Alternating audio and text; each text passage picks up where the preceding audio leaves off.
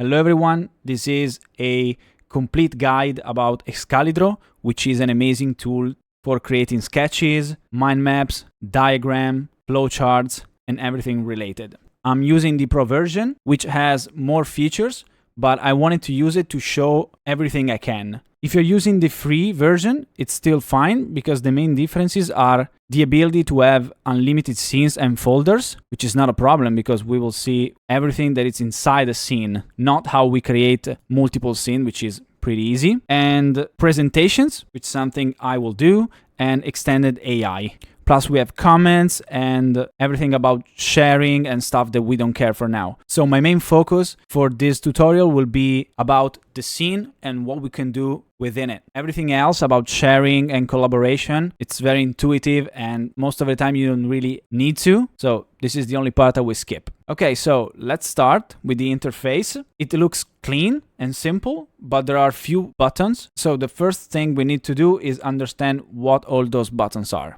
Let's start on the top left. We have this one, which allows us to toggle the sidebar. As you can see, this is my sidebar. Here are all my scenes. I create a new one. If you're using the free version, you will not have this one. And here I can manage my account and look for all my scenes here. Pretty straightforward. So I say we move on. Here I can title my scene, which is going to be YouTube Complete Guide. There we go. And if I press this button here, I'm opening up a menu with basically the same thing, almost the same thing we can do all over the app. So the possibility to embed link, start presentation, start voice hangout, which is this one. So most of these are redundant actions that we can start elsewhere in the interface. And as you can see, there are also shortcuts that we can use to save time. The thing we can use here that are very helpful are the canvas background. As you can see, I'm changing the color. I can even use the hex color if I know something, as you can see here. But let's start with something simple. White is great. And I can change the theme if you want it black or white. Yeah, black is great, but I will use white for this tutorial. Okay, so this is the most important thing here. The rest, as I was saying, is something we can quickly find elsewhere. So going to the bottom, we can see the zoom percentage. For now, we have nothing. So the zoom is basically doing nothing. Let me try here. If I can see, I'm zooming in and I'm zooming out. Okay. Then we have the undo and redo. If I press here, I go back and forward, and you can use Ctrl Z and Ctrl Y, just like every other software. So it's very intuitive. You will see that this software is really, really intuitive. And if you have basic prior experience with other kind of softwares, it's so easy to pick it on right away because they did a great job. And you will see later on with the embedding links and videos and so on. Let's cancel this one and we go back down here. If I press this one or I press C, I can add comments. We will talk about comments later on. So if I go here, I can write a comment. For now, I will do nothing. I will go back here, no comments as you can see. And this one is to toggle the presentation sidebar, which is on the right side. This sidebar has multiple options, as you can see, but we'll take a look later on. So we close it and then we go on the top right. This one is to create a voice hangout. If you want to invite people on this scene and talk about this scene, maybe it's a presentation, maybe it's something we are discussing, a project or a mind map, or it's a study group, I don't know. I personally never use it. I don't care. I prefer to use Discord if I have to use the voice chat and maybe share the screen on Discord or invite people in here to take a look, invite as a collaborator. But I don't use the voice hangout that is provided by Excalidraw. This is the share button. If I press, I can share the scene. I can create a link. I can embed the link. I must create a new link before, so I have to share the scene first and then embed the link. And then we have the possibility to share the presentation. So we can create slides and then share the presentations. Everything will be much clearer once we talk about presentations and slides. And then we go on the bottom right where we have the shortcut button. If we press, it's the help button. We can go to the documentation, read the blog. We can submit if we find issues or problem with the program. And this is their official YouTube channel. As you can see here, there are many shortcuts. Feel free to learn which one you like.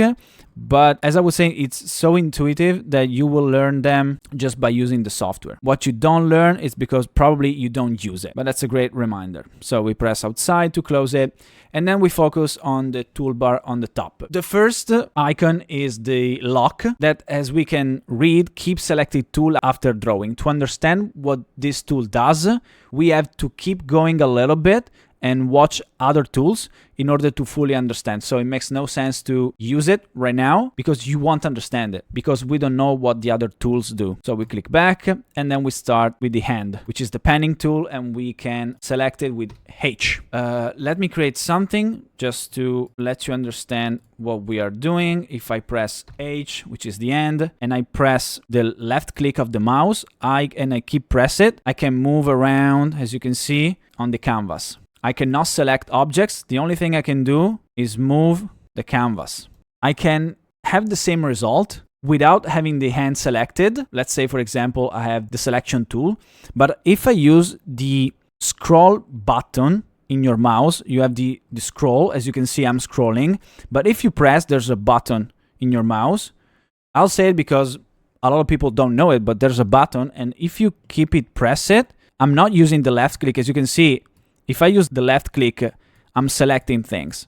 But I'm using right now the scroll button. And I just have to keep it pressed and move the mouse. It's exactly the same thing. I like it better than use the hand because I have to, with the hand, keep changing to the hand. But with the mouse button, the scroll button, I'm sorry, I can just go around without deselecting my current tool.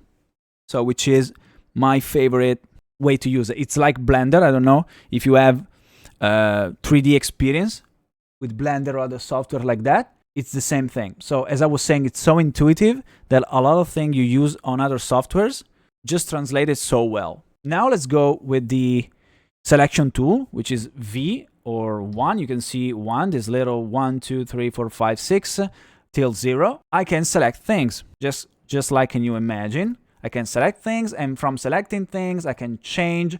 So we'll see this panel in a couple of minutes, but as you can see, I can select things, change, and then I can rotate and do everything. But I can change things if I select them.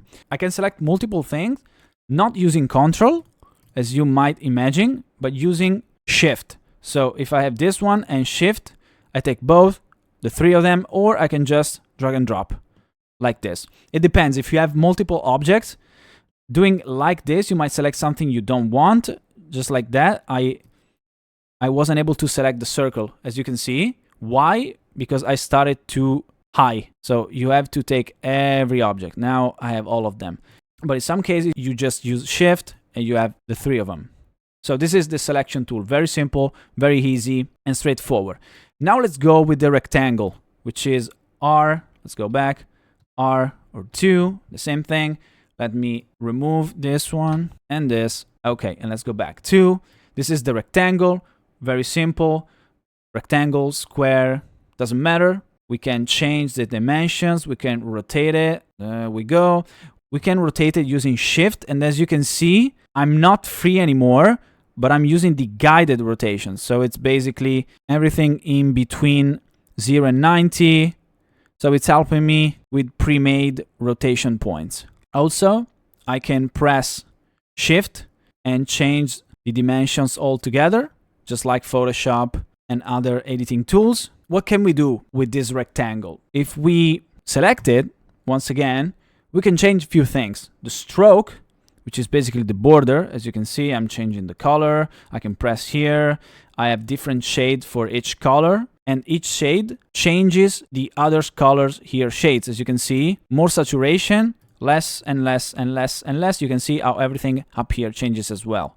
I go here, maybe purple, it's fine. If you have an Xcode, you can put it here. Then we move to the background. Here is the background, yellow, it's fine. We can change the fill, which can be solid, so full color. we can have crosshatch or lines. Then we can change the stroke width, which is going to be thin, bold, or extra bold. Then we can change the stroke style. Let me zoom in. This is the stroke style. We can have dashes or points. And then we can change the sloppiness of the border. And then we can change the edges. We can have sharp edges or rounded edges. Then we can regulate the opacity for this rectangle. As you can imagine, we can change so many things. We can create even more difficult shapes. So for now, this is fine. Let me do this, solid. Okay. Then we have layers. If we put more shapes, let me change the color here. We can change the layers. So it's very simple. The new thing is on the newest layer. As you can see here, I cannot move this one above the last rectangle. So what can I do? I can move this up one layer like this, or now I'm moving this up, or I can move this down one layer, same result, or I can put this all on top if I have multiple layers, or I can put now this up or this all the way back. Okay, these two buttons are one layer at a time, and the two at the edges are all the way back, all the way up. Okay, then we have actions. We can duplicate, we can delete, or link. So for duplicate, it's really easy. You just go here, you press Alt on your keyboard, and then move with your left click, and you just duplicate the shape. So very easy, very simple. Let's go back with Ctrl Z. Another thing we can do is Ctrl C, and then you go wherever you want, and then Ctrl V. The great thing is that Excalidraw is just following you. So I didn't notice it because it was so intuitive at the time, but then I thought about it. And many other softwares, if you Ctrl C and Ctrl V, most of the time they create it here, the duplicate. But if you go here, so as you can see, my mouse is here. I don't have to navigate visually. I just have to, let's go maybe here, and I do Ctrl V. As you can see, the duplicate is created where my mouse is. As you can see here, and I'm going here and then here. Very, very intuitive, very simple. And you can cancel them with, I don't know if I already said it, with backspace or delete. Same thing. Now for the links, it's really easy. We press Ctrl K if you want to link it, or just press here. We put https://google.com. I press enter. And now, as you can see here, this icon means there's a blank link to google.com. So if I press here, as you can see, I'm in my browser, and that's Google. We go back to Excalidraw, and now we take a look about the diamond and the circle, which are basically the same. I will not spend more time on this because are just different type of shapes. You can do the same thing. Rotate them, change the dimensions, the color, the stroke, the fill, the edges, opacity. You can put them under, below. You can create houses, just like this, sort of. So you can do more complicated shapes. Now let's come to the arrow, which is a very important part of Excalidraw, because most of the time we will make mind maps, flowcharts, everything that must be connected in some way or another. So let's say I have this and I want to connect the circle, this one. I take the arrow and I place it where I want it. As you can see here, this is the arrow, and I can select it with the selection tool, and I can move it where I want. Then what can I do? Of course, is change the color, change the stroke, change the style. Everything we saw, almost everything we saw for the shapes, we can do the same, but also we can change the arrowheads. So let me zoom in here. This is the left arrowheads, the origin. If I press here, you see I'm changing the arrowhead, and this one is the ending, the second arrowhead. If I press here, I can change. If I zoom out, you can see I'm changing one head at a time. Okay, so I go here and I want to do this. Then I can press this, I can rotate, I can change the length, I can do the same here. But then there's something great I can do. You can see there's a point here. I can press it and change it to create a curve. Then I can use this curve. I can do something like this. Let me do something like this, okay. And then I make this a little bit smaller, and you can see I have a nice looking curved arrow. There's a new action we can do on the arrows. If you can see here, it's the, oops, let me click again, edit arrow, where I can add multiple points. I can have infinite points. In the edit mode, there are infinite points. If you remember, if I make another arrow, I have only 1 point. As you can see here, I have no other points. I'm pressing here, nothing changes. Here, nothing changes.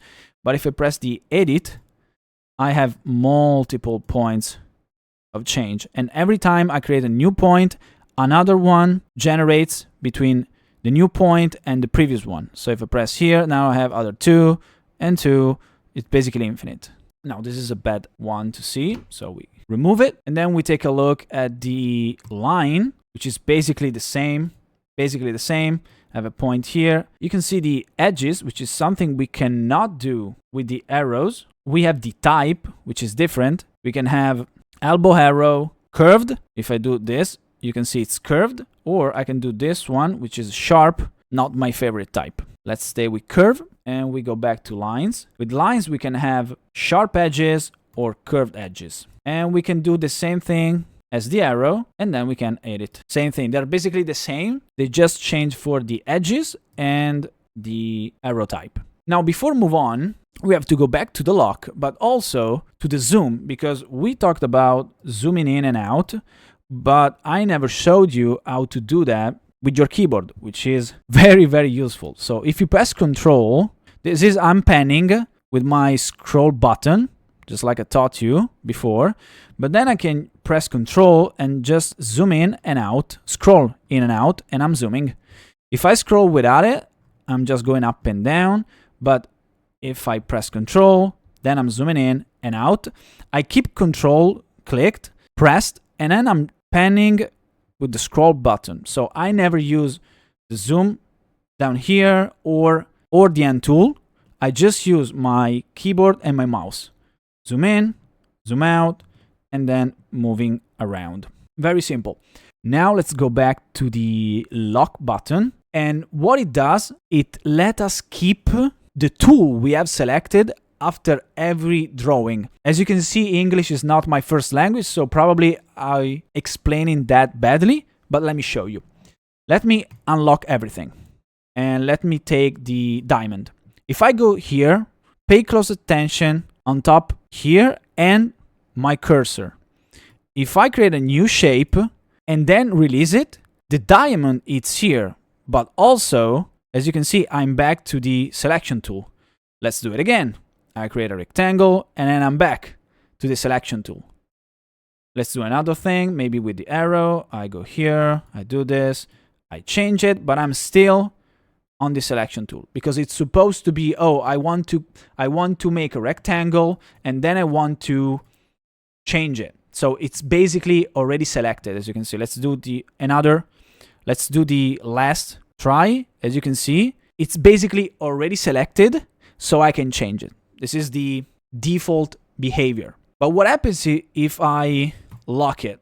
So I go to the circle and then I create a circle. Oh, then I create another one and another one and another one. As you can see, by locking the tool, what I have selected stays. So I go with a diamond. Oh, I have a diamond. If I'm changing it, I'm not changing this diamond. This is the behavior that you can have by toggling the lock button. And as I was saying at the beginning of the video, it was very important for us to do everything else before understand it. Otherwise, you probably wouldn't have. Because I remember the first time I was using Excalidraw, I couldn't understand what I was doing. So I was locking, but I don't know what I was locking. I thought the first time, oh, I'm locking it, I cannot move my camera view.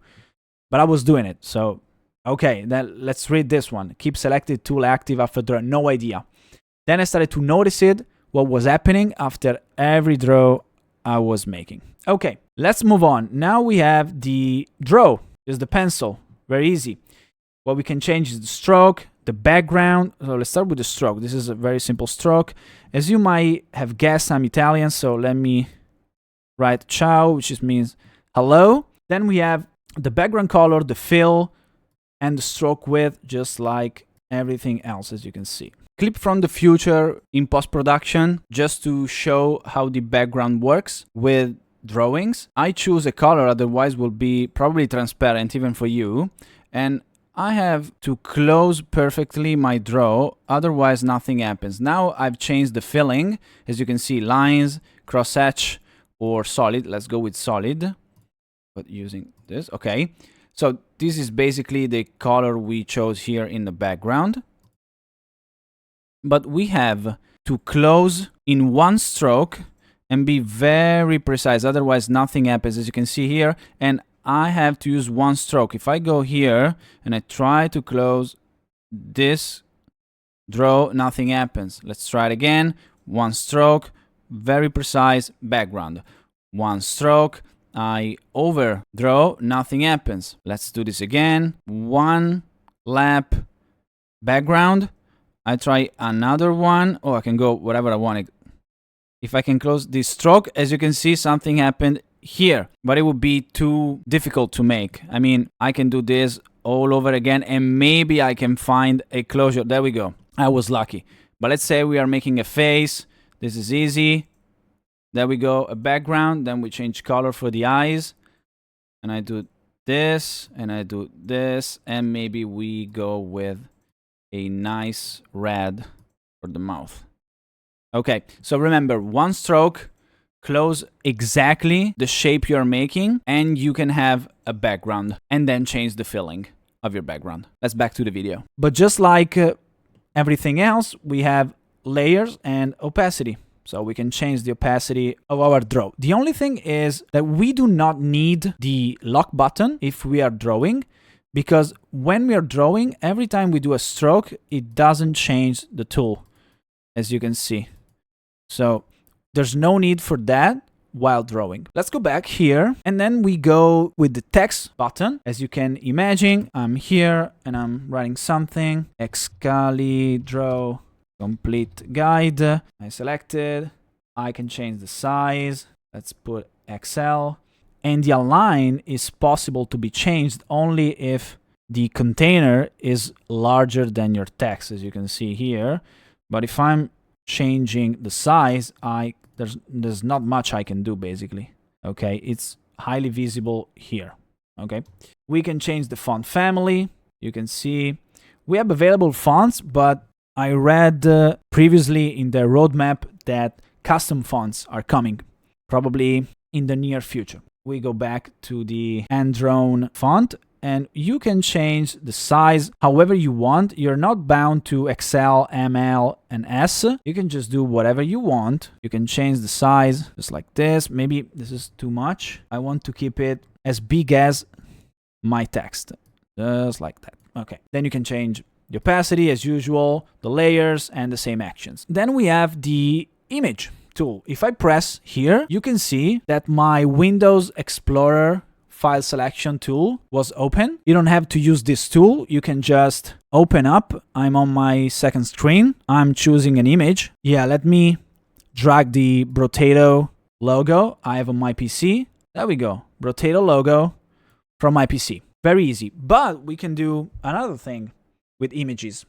I can go online and I can change for images on Google. Let's say Minecraft, for example. There's a logo here. I can do here, copy image. I'm sorry if my PC is in Italian. I forgot to change language for this tutorial, but it doesn't matter. As you can see, I copied the image and I pressed Ctrl V. Or you can also do a screenshot of your screen. You can use Alt Stamp like this and then go with Alt V. Oh, this is exactly the screenshot, as you can see here. Or you can use the capture tool you have on Mac or Windows. It doesn't matter. Everything that is a copy image, you can just copy in it. And this goes back to the simplicity and how this tool is so intuitive. And that's why it's amazing to me. And that's why I like it so much that I basically bought the annual subscription. You can also copy SVGs for icons all over the internet. So let me go to lucid.dev icons, and these are icons for software development.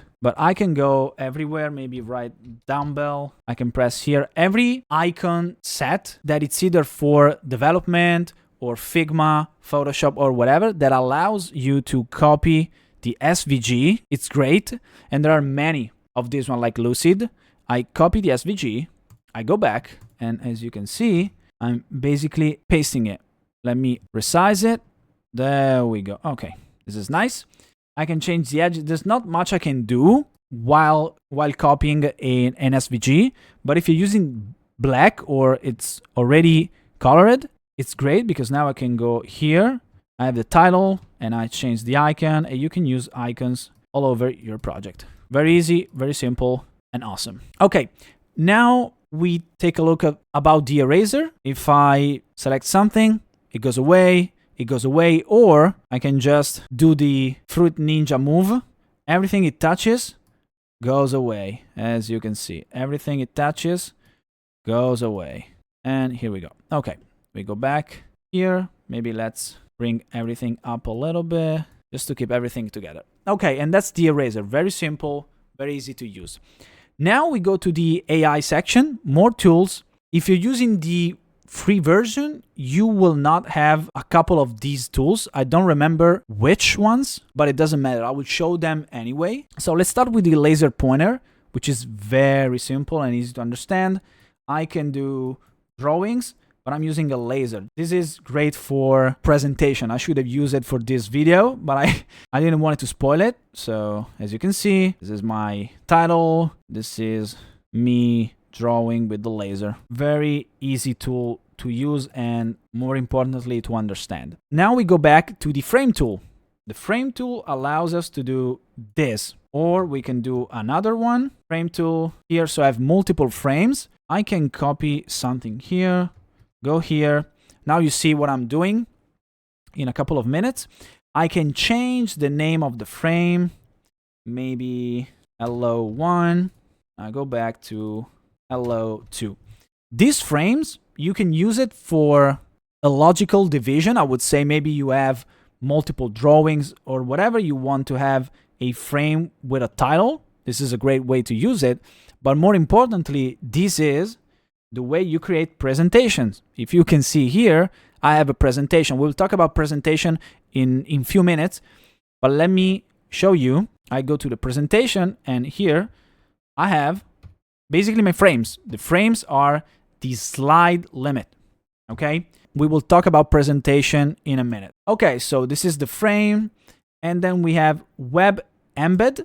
If I go here, I can put a link. The way I use it, you cannot embed everything. Images, as you can see, it was easy to do, but most of the time you will use it with videos. So let me go on YouTube, and I will take a video from Netflix. I will just do Ctrl V, and we have, as you can see, the video, which was embed. It's the same result. If I go here and I put the link and I press enter, I get the same result.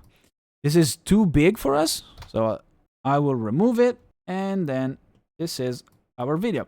Most of the time, the only way I use web embed is for YouTube videos, and everything else you can embed, which is recognized. I don't have a full list right now. My idea is to keep you updated with smaller videos about everything I discover in the next weeks or month. So we move on to text to diagram. If I open up, you can see text to diagram and Mermaid, which is a standard to write flowcharts. If I close this one and then I press Mermaid to Excalidraw, these two are the same thing we have just seen. So if I press here, it's just the other tab. The first tab, the other tab. First tab, other tab. So this one allows you to use AI to write what you want and then get back the diagram you need. A diagram to describe how a website works. Generate, and as you can see here, we can insert, and that's exactly how internet works. We can go back to this and we can use instead the Mermaid syntax to generate the same thing. Most of the time, I would say if you're using GPT or Claude or Gemini or other tools, I would prefer not to use text to diagram, but to use a Mermaid syntax made with external AI and then insert it into Excalidraw. We have something already pre-made. As you can see here, I insert it and we have the same result, just different diagram. Now we go to the last tool, which is Wireframe to code. It took me a little bit of time to understand how it works. But let me show you. I go here, Wireframe to code, and I can create an AI frame. Everything that is inside of this, everything gets rendered as an object on your canvas. The way I use it, it's very simple. Let's say I want to create, a scene with movies and reviews. No, I don't know. I want create good cards with images or everything. In pure Excalidraw, it would take me a lot of time to do that. I want a feel more like a website. So what can I do? I'll start by saying use exactly the code down below to generate the object, and I just put it inside. And then I go to Claude AI or GPT, doesn't matter, and I generate the card that I want. Let me show you. This is something pre-made. As you can see, it's written by me because it's in Italian. Let me describe what it does. As you can see, Excalidraw, I asked him generate an HTML page which is importing Tailwind CSS as a CDN, and I want to create a card in Material Design, which is the design from Google, using this image. So I went online and I took an image about Spider-Man Across the Spider-Verse. Then I asked him to put a title, a small description, and few reviews. This is the code that I'm grabbing. I cannot see how to grab it. Oh, here. We go back here and I press Ctrl V. This is the code I want Excalidraw to convert in a UI object. We go down. The most important thing is that you do not left anything outside. Everything you need must be inside. Because now I go to convert to code. It's elaborating, it's generating, as you can see. I don't want to interact for now. And there we go. Let me close this one a little bit. Okay.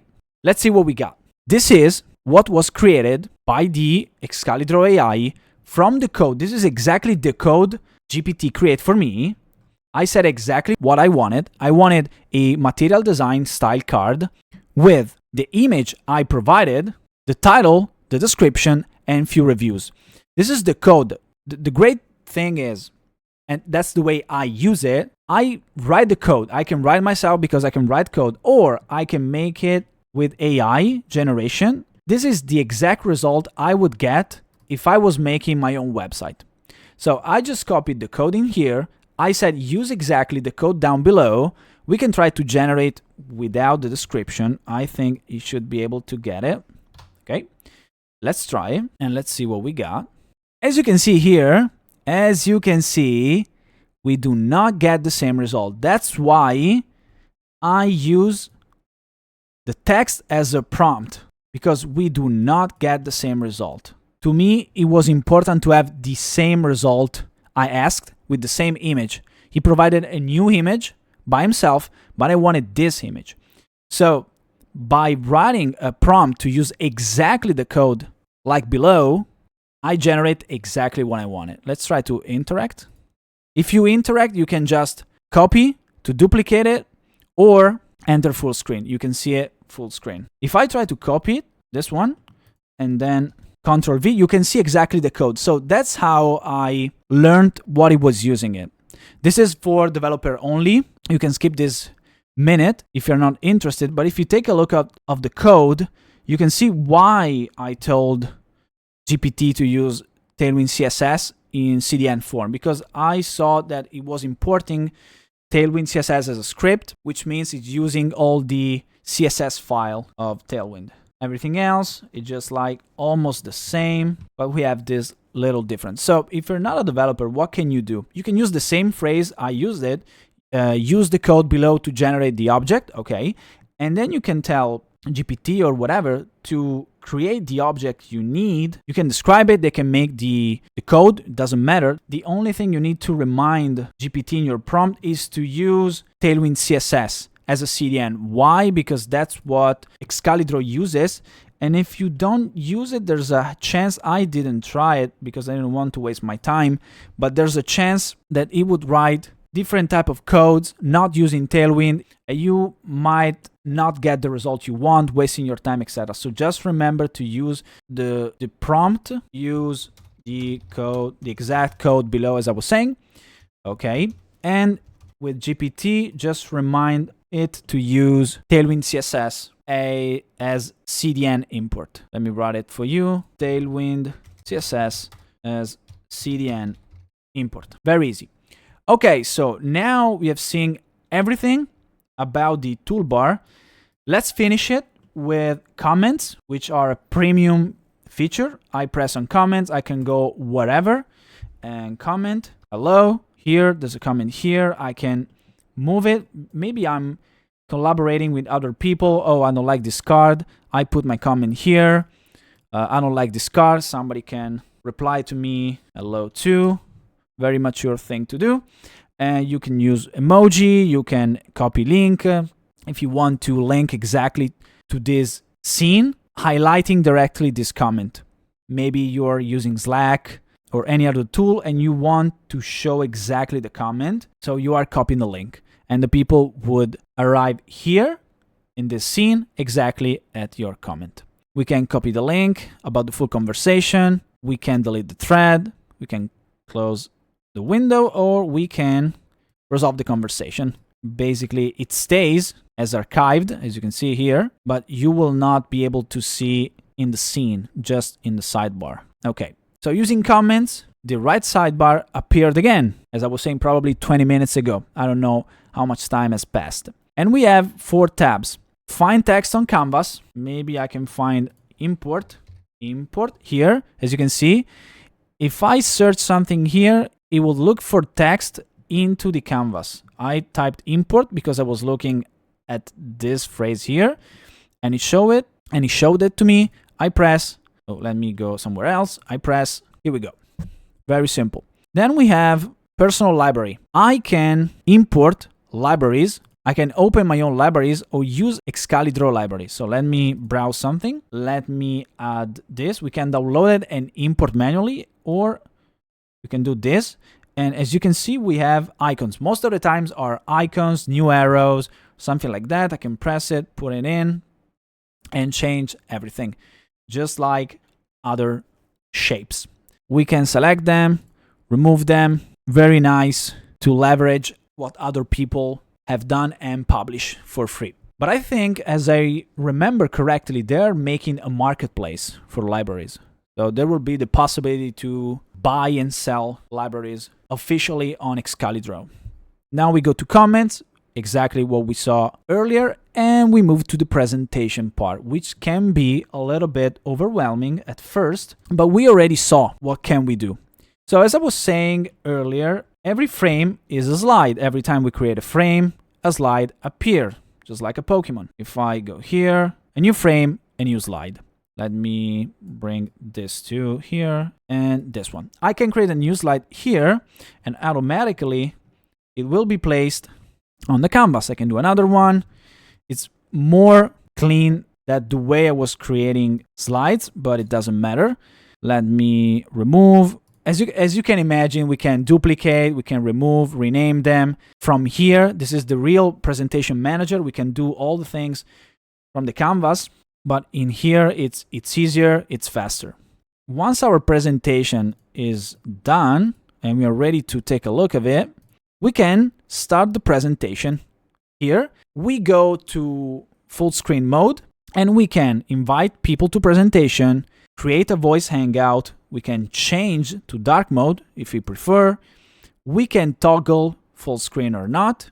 We can choose the settings. We can animate the slide movements. If we don't It's not that great. We can show the cursor of our mouse, and we can show the slide title here. If you remember, we named the slide, so we can do that as well. We can also download the presentation, and we can allow remote control. By sharing this link, somebody else can control for us the presentation. So maybe we are talking about the presentation and somebody else is controlling it. Very convenient. We can move from slide to slide with these buttons, but probably what you want to do is use the arrows of your keyboards. Simple and easy. So as you can see, something that is not great. Every slide is the frame that we did, but we can see this part, which are not in any slide, but it's on the canvas. So it's not good to see. That's why, let me close the presentation. When we create slides, it's better not to have anything else in between. Okay, so let me do this. Let me change it. And if we start the presentation again, we have exactly our slide content and nothing else. We can end the presentation here and we're out. And that's all for Excalidraw. I hope it was helpful. I hope information were clear and easy to understand. Let me know in the comments. I will do more softwares that I like to use. Let me know in the comment if you have any suggestion, and I'll see you in the next video. Bye.